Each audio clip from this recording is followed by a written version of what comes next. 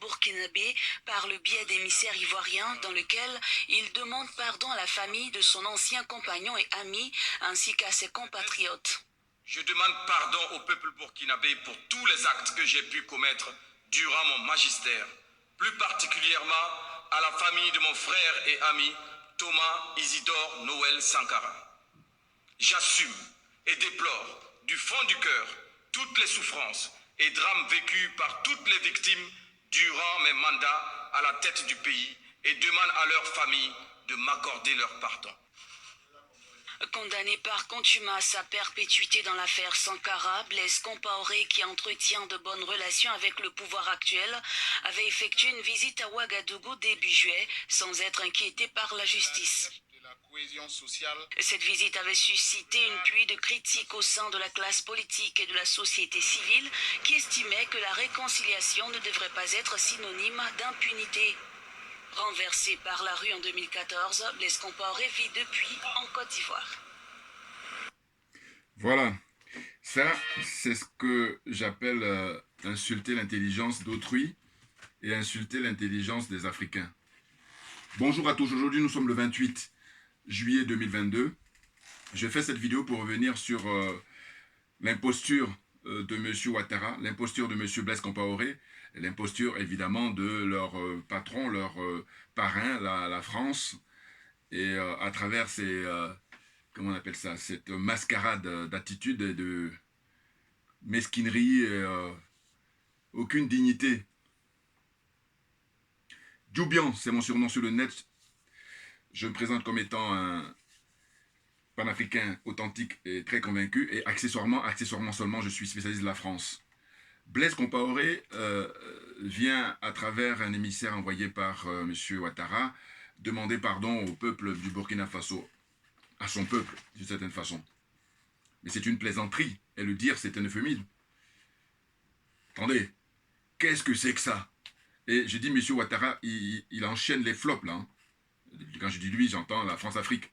Ah oui, parce que souvenez-vous, les 49 là, qui ont été chopés à Bamako, qui vont être jugés, là, il faut qu'ils subissent la rigueur de la loi, tout naturellement. Et que ça soit même retransmis en radiodiffusion, si ça dépendait que de moi. J'encourage les frères dirigeants là-bas à le faire. C'est très bien pour participer à la transparence et à la vérité. Et puis, qu'est-ce qu'il en fait encore comme flop? Ben, c'est quand M. Blaise Compaoré est parti là-bas pour soi-disant une réconciliation. Il était prévu qu'il y ait 5 présidents, en tout cas 5 anciens présidents, et puis là, ils n'étaient que 2. Donc, second flop. Puis là, le dernier en date, c'est l'histoire de demander pardon. Mais écoutez, j'allais dire, ce qui est intéressant, franchement, dans cette situation-là, moi, quand j'ai pris connaissance de ça, je me suis dit, mais il ne faudrait plus que tous ceux qui hésitaient à accuser les personnes qui ont assassiné Thomas Sankara à partir de l'aveu écrit, hein. Alors on nous dit que c'est écrit, mais on n'est pas sûr que ce soit lui. Bon, mais de toute façon, ça n'a jamais été lui. Tout ce qu'il a fait, c'est il avait des oreillettes. Hein. C'est la France-Afrique qui lui soufflait tout, et ça continue jusqu'à sa mort, ce monsieur. Voilà, des gens qui n'ont aucune personnalité. Puis il arrache comme ça un des révolutionnaires les plus vaillants, les plus courageux, plus intègres que l'Afrique ait connu. Thomas Isidore Noël Sankara. Oui, et là, il faut savoir une chose, c'est que Sankara n'appartient plus seulement qu'à sa famille. Ah non, il appartient à tous ceux qui sont, comment on appelle, épris de justice, de liberté et d'intégrité morale. L'homme intègre, voilà. Il appartient maintenant à des milliards de personnes sur Terre. On ne peut pas imaginer. Je crois que c'est l'un des hommes africains du XXe siècle, des plus populaires, Thomas Sankara. Donc ça ne rigole pas. Vous voyez? Donc là, je vous dis, quand j'ai eu l'information hier, à savoir que Blaise Compaoré présentait des excuses, mais j'ai dit, mais il ne faut plus se gêner, parce qu'il y a beaucoup de gens qui se gênaient. Moi, je ne me gênais pas, je l'ai dit depuis très tôt. Hein. J'ai dit, voilà, je vais répéter maintenant, et là maintenant, on peut y aller là, hein, parce qu'auparavant, on était hésitant en disant, oui, j'ai peur d'une poursuite, je ne sais quoi. Non, là, il faut y aller. Et il faut le dire sur tous les toits, haut-parleurs, tout ça. C'est parce qu'on n'a pas les moyens. C'est quoi? C'est de dire que les responsables de l'assassinat de Thomas Sankara, je le redis, parce que ceux qui regardent mes anciennes vidéos, vous allez voir que je l'avais déjà dit, en premier, François Mitterrand, En deuxième, Jacques Chirac. En troisième, Félix Houphouët-Boigny. Encore que, bon, ça pourrait être... ces trois-là, on peut les mettre dans l'ordre différent, mais en tous les cas, donc premier, François Mitterrand, deuxième, Jacques Chirac, puisque ça s'est passé lors d'une cohabitation, la cohabitation entre François Mitterrand et Jacques Chirac. Donc François Mitterrand, président de la République de France, hein, République démocratique de France, et puis Jacques Chirac, Premier ministre, et puis Houphouët-Boigny, lui, c'est le père, hein, le chantre de la France-Afrique, donc d'une certaine façon, l'inspirateur, et donc il est concerné de premier plan. Hein. Et Thomas Sankara fait partie des, j'allais dire, personnalités dont il a pu participer dans des complots pour faire assassiner. Je veux dire, Sankara n'est pas le seul que Houphouët-Boigny a fait assassiner. Il a participé comme ça, très clairement. Donc je vous dis, depuis hier, quand Blaise Compaoré fait comme ça une note écrite en disant qu'il demande pardon, alors faut pas se gêner de dire voilà. Donc c'est ça. Je répète. Ah non mais faut le répéter. Là maintenant faut plus se gêner là parce qu'auparavant il y en a qui disaient bon faut pas y aller parce que risque d'être accusé pour diffamation ou pour dénonciation calomnieuse, tout ce que vous voulez. Non non non. Là on peut y aller là. Hein bon voilà, on y va. Donc je récite encore. J'ai fait exprès. Hein. François Mitterrand en premier, Jacques Chirac en deuxième, Houphouët-Boigny en troisième. Blaise Compaoré n'arrive qu'en quatrième parce que c'est un lampiste en réalité. Mais un lampiste quand même de premier plan parce qu'il a eu des fonctions importantes. Vous comprenez? Quatrième. Et la cinquième personne que je mets dans la liste, c'est Gilbert Diendéré. Hein? Voilà, qui était le général de Blaise Compaoré. Là. Lui, par contre, il purge sa peine depuis quelque temps maintenant. Et Blaise Compaoré devait faire de même. Sauf que il croit que avec toutes les manigances là qu'il fait, toutes les manœuvres là qu'ils sont en train de faire lui, Ouattara et puis la France, il pense que ça va pouvoir passer. C'est peine perdue. Parce que là, ils ont affaire justement aux enfants et aux petits-enfants de Thomas Sankara qui lâcheront rien. Nous ne lâcherons rien, mais rien du tout. Au contraire, on arrive en force parce qu'on se dit quoi? Comme on veut faire jouer notre intelligence. Allez, on y va. Demander pardon, mais ça vous sous-entend que tu as fait quelque chose. Donc au préalable, il va falloir que tu vides ton sac. Et quand je parle toujours de vider son sac, je m'adresse aussi également, j'en profite à nouveau, demander à Guillaume Soro, tous ceux qui ont participé à la France-Afrique, de près ou de loin, venez vider votre sac. Hein? Là, on est au XXIe siècle. Si vous voulez vivre avec votre temps, faites-le. Mais si vous ne voulez pas, restez bloqué au XXe siècle, c'est votre choix, mais faites-vous oublier définitivement. Vous comprenez? Mais ne croyez pas qu'en faisant comme ça un écrit sur un bout de papier, venir lire ça à la télévision de Burkina Faso, hein, diffuser après, et ça passe. Ça passera. Non, ça ne passera pas du tout. D'ailleurs, la réaction des gens, ça ne s'est pas fait attendre. Il y a juste les partisans de Blaise Compaoré qui ont applaudi comme d'habitude parce que eux, j'allais dire, le contraire nous aurait étonné. Donc on n'est pas surpris. Mais la question, c'est de savoir, au Burkina Faso, que représente Blaise Compaoré au point de vue popularité comparativement à Thomas Sankara. Thomas Sankara a fait 4 ans au pouvoir. Blaise Compaoré en a fait 27. Bilan, les deux. Bilan de Thomas Sankara, bilan de Blaise Compaoré. Vous allez voir qu'il n'y a même pas photo. En 4 ans, Thomas Sankara, le capitaine Thomas Sankara, il a été d'une fulgurance extraordinaire. Il a pris des mesures qui ont révolutionné l'humanité, bien entendu.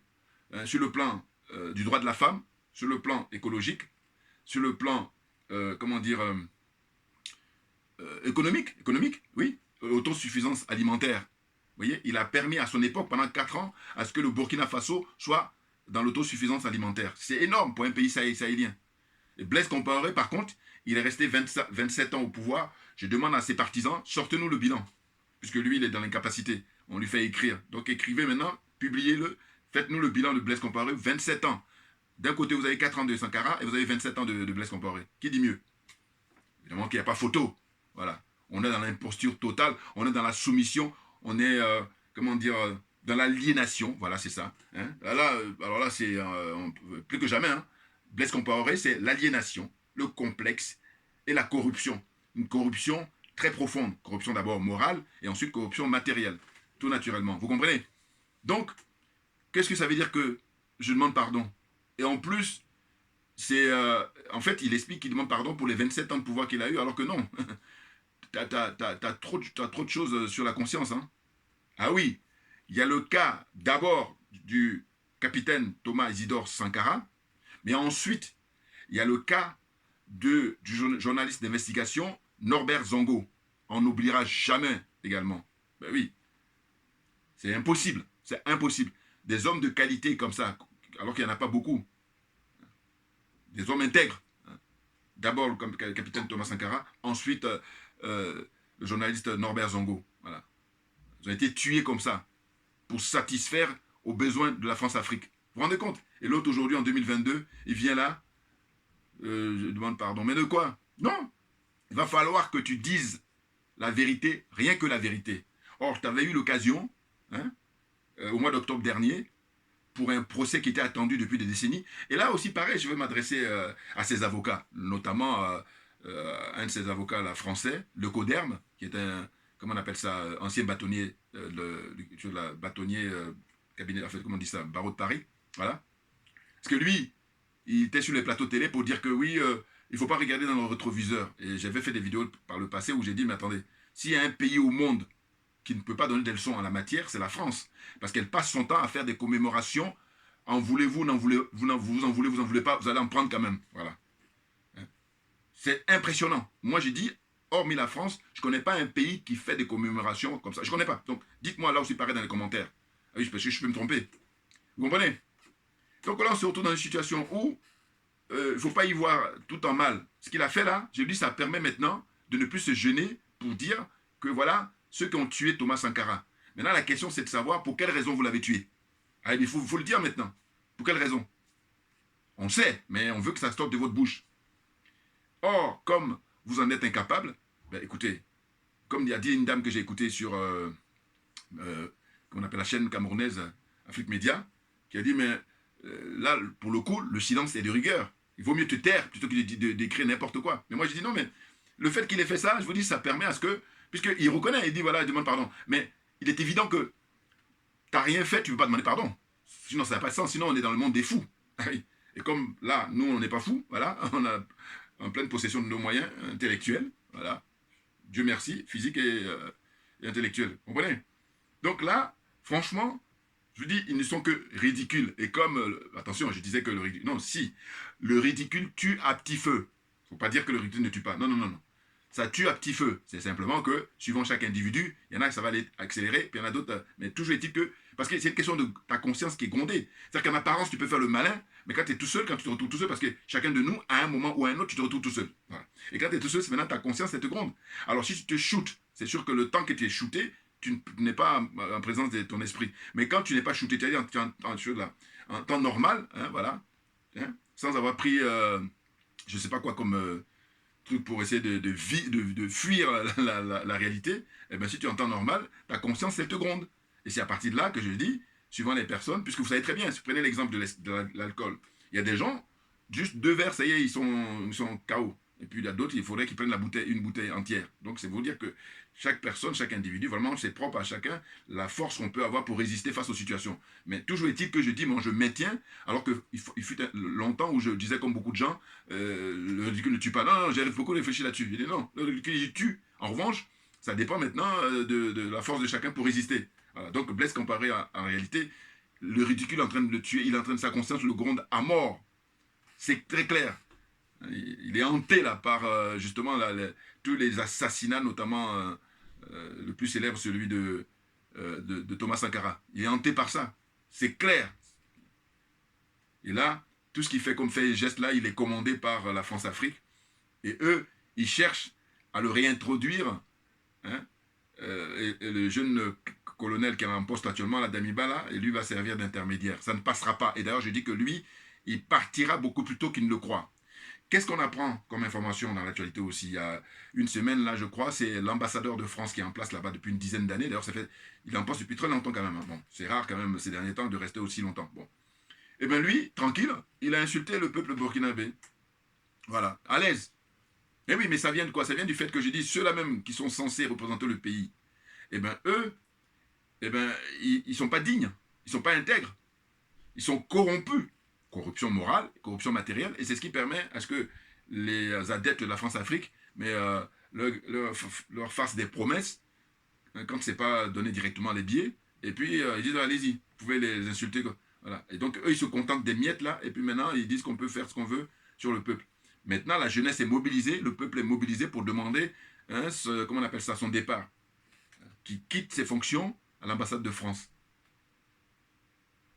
Je me rappelle, moi j'avais vu il y a quelques années, je crois que j'ai dû faire une vidéo, soit en 2017 ou en 2018, ouais, j'avais fait une vidéo, où sur le plateau de télévision là-bas au Burkina, l'ambassadeur de France au Burkina, il était avec trois jeunes, comment dire, militants.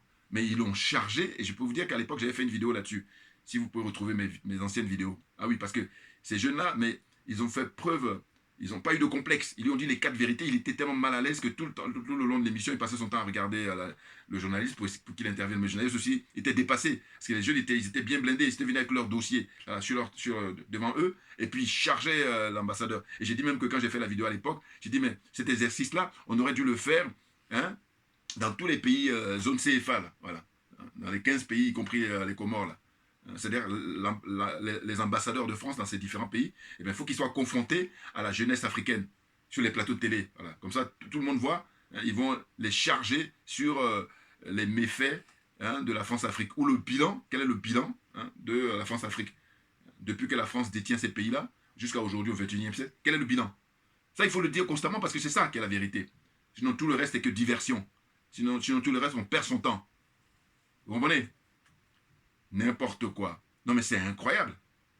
C'est clair qu'ils sont en train de vivre leurs derniers jours pour cette même mise comme ça sur l'Afrique depuis des siècles. C'est pas possible. Et je vous dis, c'est les pires. Parce que c'est des gens qui n'aiment pas les Noirs, ils n'aiment pas les Africains. C'est clair et net. Je dis que quelqu'un me dise le contraire. Comparé avec les autres, comment dire, Européens, ou les autres leucodermes. Les dirigeants français, c'est les pires.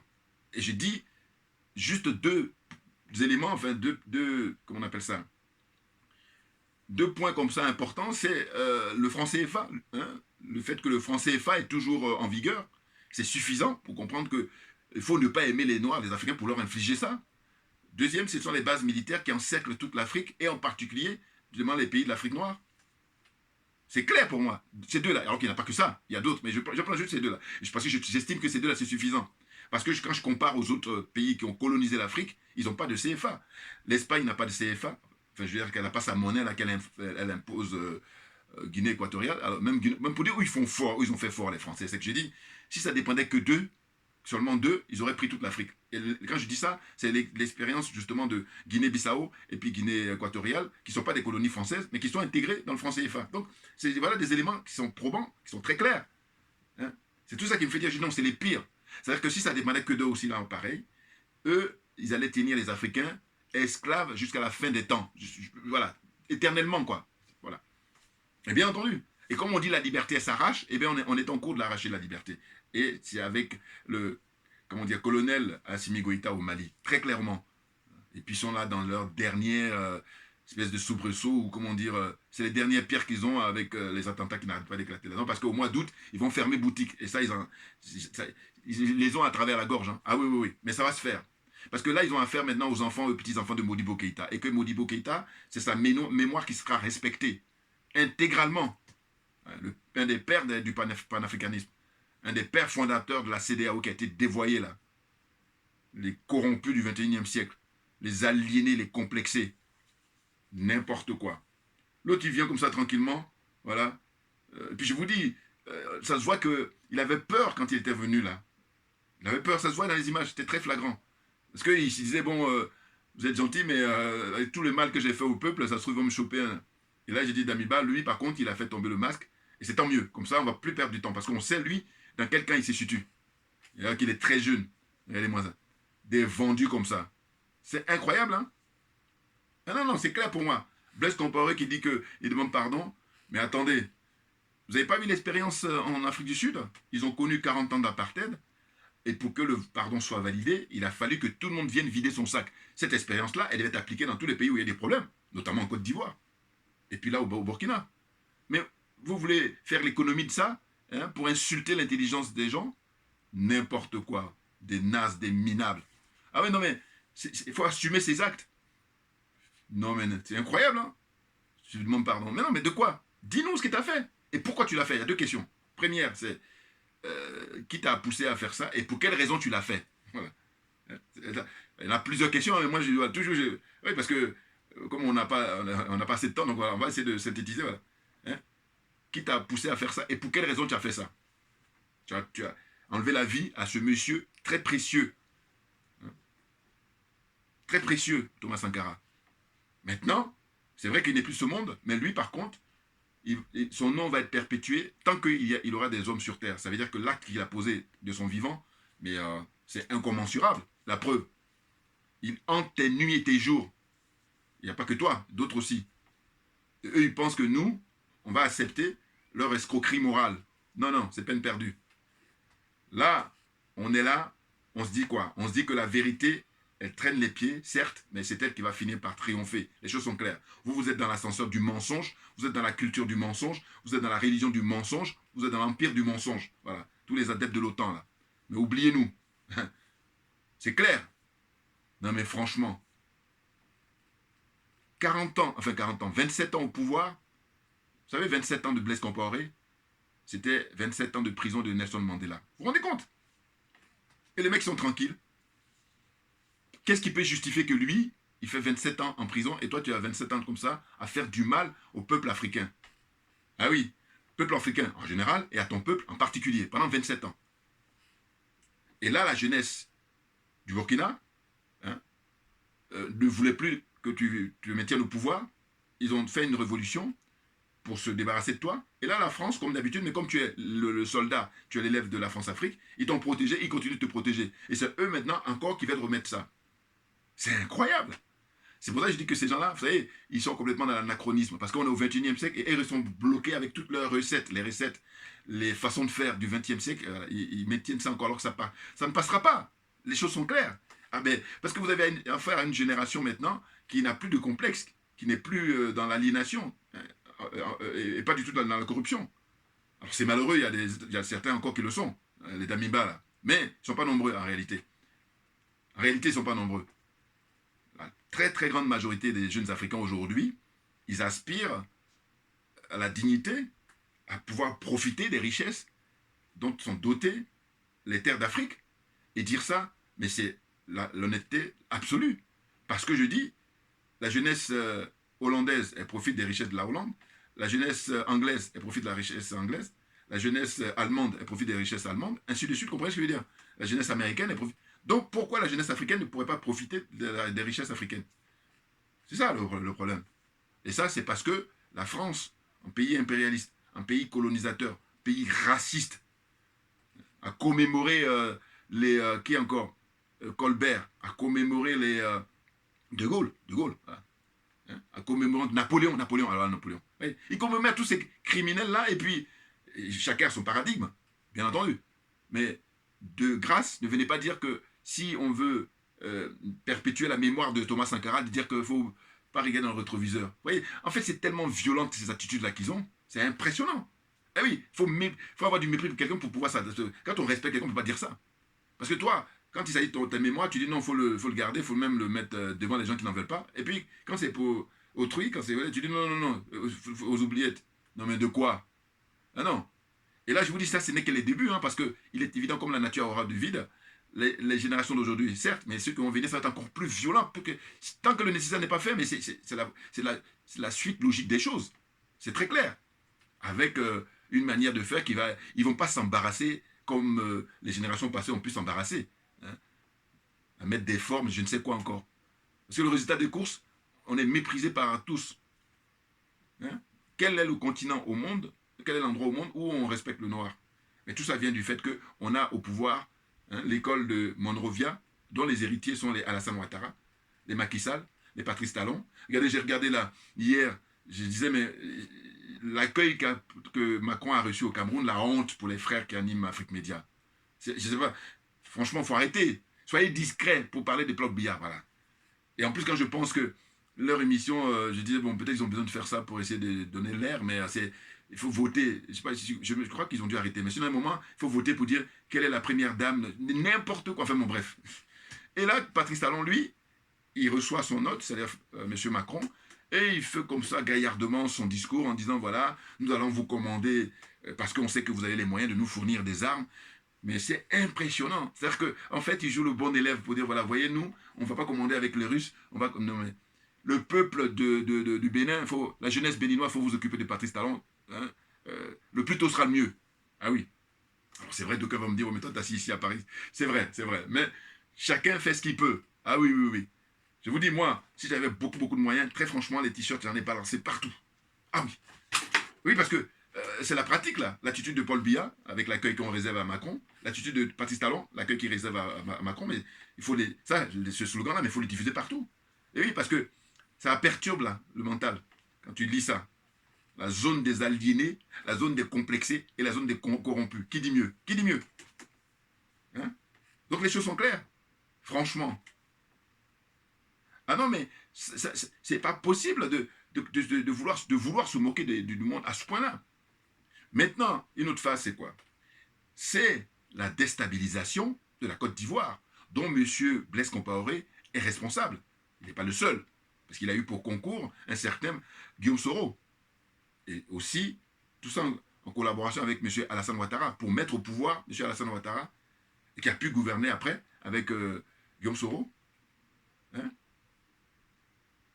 10 ans facilement, à tuer des innocents. Hein? Puis là, tout le monde est au courant de qui est-ce qui aide, qui est-ce qui finance les soi-disant terroristes là. Et j'ai dit, mon frère Keita m'a rappelé là, avant que je fasse cette vidéo, il m'a dit oui, c'est vrai que la question que tu poses qui est vraiment intéressante, c'est quelle différence faites-vous entre des djihadistes, hein, et puis, comment on appelle ça, les mercenaires, voilà. Je vais poser ça dans une de mes vidéos là, maintenant quelques jours. Ah oui, ça m'est venu comme ça. J'ai dit, dites-moi, quelle différence faites-vous entre les mercenaires et les djihadistes? Personnellement, moi, j'en trouve pas de différence. Ah oui. Parce que leur finalité, c'est de tuer l'être humain. Donc à partir de là, les choses sont claires. Il y a juste le nom qui diffère. L'autre, on l'appelle djihadiste, et puis l'autre, on l'appelle mercenaire. Et puis aussi, qui envoie qui. Mais sinon, la finalité, c'est de supprimer la vie humaine. Et c'est en cela que je dis non. Il faut les montrer, il faut les démontrer. Hein. Et puis, faire un maximum de transparence là-dessus pour qu'on puisse sortir de là. La vie humaine est sacrée, selon moi, de mon point de vue, pour mon paradigme. Alors que certains, hein, qui ont pour Dieu, hein, l'argent. Premièrement, l'argent, c'est leur Dieu. Deuxièmement, diviser pour régner. Ça, c'est vieux encore, c'est même plus vieux que l'argent. Diviser pour régner. Puis troisièmement, ils vous ridiculisent. Ça fait partie de leur philosophie de vie, de leur religion même. C'est quelque chose qui est... S'ils ne font pas ça, ils ne sont pas bien. Voilà. Pour qu'ils retrouvent leur équilibre, il faut que le Dieu argent soit perpétué. Il faut qu'ils manipulent les gens, ils divisent les gens. Enfin, voilà. Diviser pour pouvoir régner, ça c'est l'équation, j'allais dire, la plus évidente. Et puis, vous ridiculisez. Voilà. Se moquer de vous, vous ridiculisez. Ça, c'est vraiment... C'est pas possible. Ils ne peuvent pas vivre sans faire ça. Ils prennent leurs pieds. Voilà. Ah, tous ces trucs, je reste ça à chaque fois. Je suis tellement convaincu que quelqu'un me démontre le contraire. Voilà. N'importe quoi. Assis là-bas, tranquillement, en Côte d'Ivoire. Regardez. Je dis... Lui, je ne sais pas comment on peut... ces avocats-là, bon, qui gagnent... Par contre, eux, ils gagnent l'argent gratuitement. Hein. Non, parce qu'il y a des gens qui sont indéfendables. Vous vous rendez compte, assassinat de Thomas Sankara, assassinat de, comment dire, le Norbert Zongo, le journaliste, déstabilisation de pas mal de pays africains, la Côte d'Ivoire y compris. Blaise Compaoré, aidé par Guillaume Soro, voilà, ils se sont fait plaisir, puisque la base arrière était là-bas, quand Blaise Compaoré était au pouvoir. Former les gens pour aller déstabiliser la Côte d'Ivoire. Et c'est en cela que tu te dis, bon, il y a des gens qui ont fait des longues études, avec plein de diplômes, et on se dit, mais pourquoi ils ne se sentent pas interpellés sur le fait que la France, dans les accords qu'elle signe avec les pays africains, il est convenu qu'elle doit intervenir quand il y a une agression extérieure. Or là, comme elle méprise, et puis comme elle arrive à corrompre tout ce beau monde-là, eh bien les gens, il y en a qui le disent, hein, évidemment, mais ils ne le disent pas assez, parce que s'ils le disaient assez, j'allais dire qu'ils allaient arrêter. Alors c'est ça. Il faut le dire tout le temps. J'allais dire 24 heures sur 24. Et puis le dire pas dans ta chambre. Hein, non, il faut le dire dès que tu as un micro. Voilà. Tu dis ça en permanence, ils vont finir par... Voilà. Alors que le problème vient du fait que... Je vous donne l'exemple, je dis, mais le président Gbagbo, qu'est-ce qui fait que... Alors, ces partisans vont me dire, oui, ça, il est arrivé encore. Mais je dis, je suis désolé, je ne comprends pas. Comment ça se fait quelqu'un comme lui qui a été humilié en Mondiovision, aujourd'hui à 77 ans, mais qu'est-ce que tu as à perdre là? Qu'est-ce que tu as à perdre? Balance tout. Alors on me dira, oui, mais il a écrit déjà dans les bouquins avec Mattei et tout ça. Mais non, mais écrit dans une bouquin, c'est une chose. Mais là, tu es encore vivant, tu es en pleine forme. Mais vas-y, quand tu es allé voir récemment Alassane Ouattara, là, balance tout. Oh là non. C'est ça. Et là, je peux vous dire qu'en l'occurrence, il n'y a pas que le président Laurent Gbagbo qui est responsable. Hein. On est tous responsables, tout naturellement, mais chacun suivant les responsabilités qu'on occupe. C'est ça. Sinon, je dirais qu'il n'y a que les gens qui sont plus de ce monde-là, voilà, qui n'ont pas de responsabilité. Mais sinon, tous ceux qui sont vivants là, par rapport à ce que vit le peuple noir, on est tous responsables, très clairement. Maintenant, ceux qui ont les moyens, c'est-à-dire qu'il y a des gens qui ont les moyens médiatiques, qui ont les moyens financiers, c'est eux qui ont plus de responsabilité. Parce que si, par exemple, je donne toujours un exemple qui est très bête, c'est je dis pourquoi Tiken Jah Fakoly ne va pas aller faire les concerts hein, au Mali, où il a vécu plus de 10 ans. Il en avait fait quand Ibeka était au pouvoir. Alors que c'est maintenant là qu'il faut le faire, les concerts. Parce que c'est maintenant là que ça a du sens. Ah oui, quand les dirigeants maliens actuels demandent l'indépendance de leur pays, ils demandent la souveraineté de leur pays, aller faire des concerts là-bas, ça va gonfler encore le moral des troupes, et notamment de la jeunesse malienne. Et puis la jeunesse africaine également, parce qu'on suit de près ce qui se passe là-bas. Et puis aller faire des concerts aussi au Burkina Faso. Et je dis même que je leur donne des conseils. Alpha Blondy et Tiken Jah. Je dis, bon voilà, si vous avez du mal, et c'est lourd dans votre langue là, pour parler de soutien aux dirigeants, vous dites que voilà, nous sommes venus chanter pour le peuple. Et ça, c'est suffisant. En plus, vous avez pu le faire auparavant. Mais pourquoi vous ne le faites pas maintenant?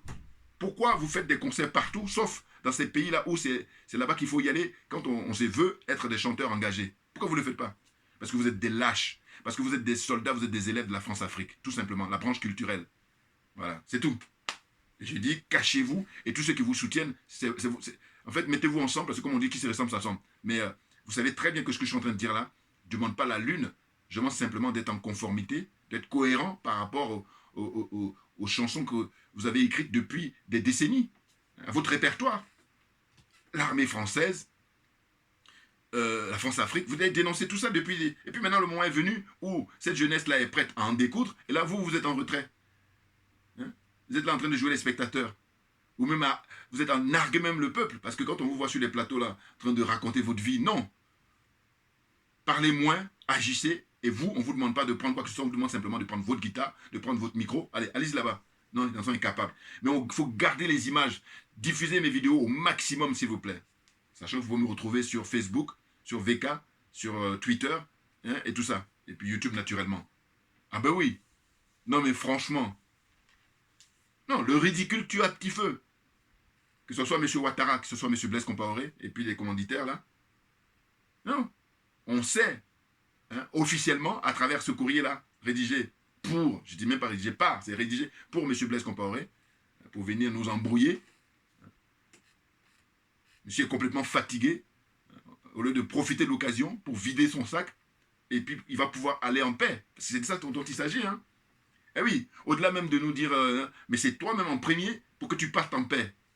Or là, si tu gardes tout, comme ceux qui font comme toi, mais vous n'allez pas en paix. Et maintenant, rendez-vous, bon, suivant les croyances de chacun, mais en tous les cas, sur la terre des hommes, ça y est, vous êtes grillés là. Voilà. Je passe mon temps tout le temps à dire à Guillaume Soro, parce qu'il est encore beaucoup plus jeune que Blaise Compaoré, de vider ton sac, ça va nous aider. Ça va beaucoup nous aider. Pourquoi il ne le fait pas? Et ces partisans-là, ils sont dans la croyance, dans l'espoir, n'importe quoi. Vous êtes has-been, vous êtes hors sujet. C'est ça dont il s'agit. Que ce soit ceux qui sont aux États-Unis, que ce soit ceux qui sont ici à Paris, ou ceux qui sont en Belgique, ou je ne sais, ou en Côte d'Ivoire même. Voilà. Puis je vois Niamski, son griot là, qui récemment dit Guillaume Soro serait le chef d'opposition ivoirienne. Mais Guillaume Soro, il a combien de personnes hein, dans son GPS là, dans son mouvement politique? Combien? Ils sont combien? Dans un pays comme la Côte d'Ivoire, dont on nous dit le dernier recensement, moi je parlais de 28 millions, mais on dit carrément c'est 30 millions. Donc voilà. Combien ça représente sur 30 millions d'habitants? Hein? Il y a combien d'adhérents dans son GPS là? Franchement, il faut arrêter. Fait que de la mascarade, on fait que de comment on appelle l'escroquerie morale. Moi j'affectionne ce mot-là parce que je crois que ça a tout résumé. Ah oui, mais sauf qu'on n'est pas dupes. Les gens ne sont pas dupes aujourd'hui. Les gens voient, les gens constatent. Voilà. On a assez d'éléments qui montrent que vous n'êtes pas des gens intègres. En tout cas, moralement, c'est clair. Puis après, matériellement aussi. À adhérer à des obédiences qui ont des pratiques malsaines, complètement dans l'obscurantisme total. C'est votre problème, hein? Mais vous pouvez assumer, parce que le problème chez eux, c'est qu'ils ne veulent pas assumer. Et c'est trop facile. C'est trop facile. Personne ne vous a poussé, en tout cas, personne. C'est-à-dire que vous n'êtes pas allé en tant que mineur, vous êtes allé en adulte. Donc voilà, quand tu es adulte, tu dois répondre tes actes. Très clairement. C'est de ça dont il s'agit. Franchement. Vous vous rendez compte? Vous, les miettes que vous avez, en contrepartie, vous faites la loi sur le peuple noir, sur le peuple africain. Vous faites le sale boulot pour humilier, pour tuer les Africains. Mais ça va aller jusqu'à quand?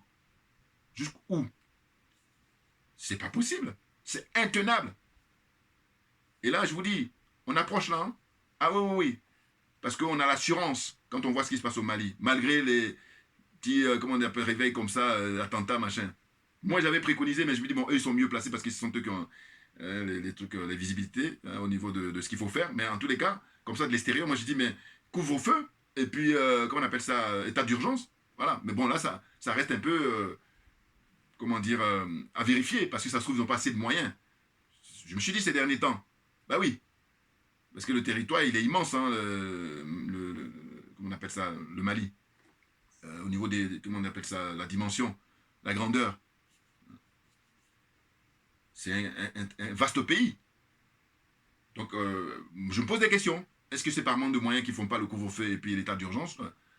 Puis j'ai dit, moi, je suis désolé, compte tenu du fait qu'il y a des innocents qui meurent, chasse aux sorcières. Ah, mais non, mais attendez, mais au nom de quoi, toi ton voisin ou ton autre, on supprime la vie des innocents. Au nom de quoi? Qu'est-ce qui peut expliquer ça? Quoi? Pour vos business, là, hein, avoir des paradis fiscaux, prendre beaucoup d'argent, piller les richesses des Africains et puis aller les mettre sur votre compte tranquille? Ces gens ont l'apparence d'êtres humains, mais ce ne sont pas des êtres humains. Comprenne qui peut, comprenne qui veut. Merci à vous tous pour votre attention. On ne lâche rien parce que, comme je dis toujours, c'est nous qui avons raison, tout naturellement. Merci beaucoup et à bientôt.